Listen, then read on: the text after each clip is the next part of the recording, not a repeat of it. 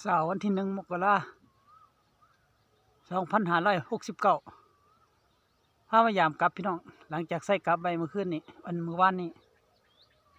พามายามกลับเบิ้งไปลุยกันเลยพี่น้องลุยกันเลย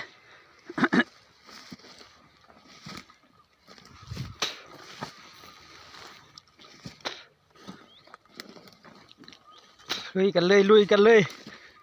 เป็นยังไงหลังแรกเกิด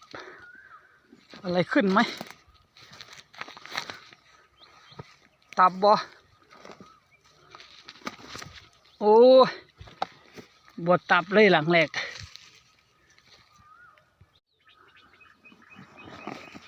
หลังที่สองเอาลั่นสองก็บ่ถึกโอ้ยยังวะเอาแล้วหอดหลังที่สามเอาแล้วถึกแล้วพี่น้อง1 ศพเห็นบ่พี่น้องสังเกตเห็นบ่นี่สังเกตบางทีได้พี่น้องนี่ถ่ายดดไหลไก่บ่ได้ถ่ายไก่บ่ได้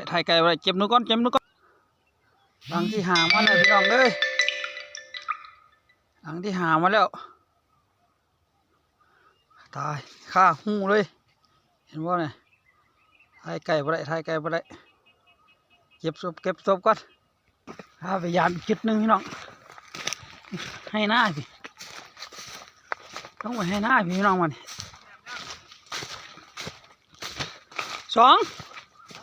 ต้องไปให้หน้าพี่น้องมัน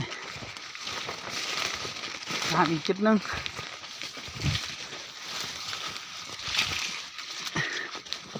ลุ้นกัน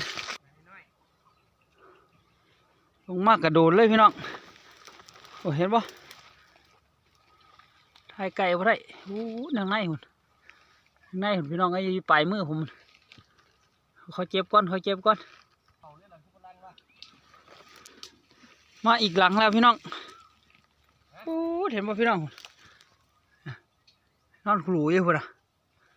นอนขลุ่ยอยู่แต่ว่าพ่อใหญ่นั้นฟังตรงขามแล้วได้6 7 ตัวแล้วผมเขาได้3 ตัวนึงเอ้ยฟังต่อไปรุ่นกันเอาแล้วเริ่มแล้วพี่น้องนานเห็นแล้วเห็นบ่สังเกตว่างี้เด้อผมเก็บนู่นก่อนมาอีกจุดหนึ่ง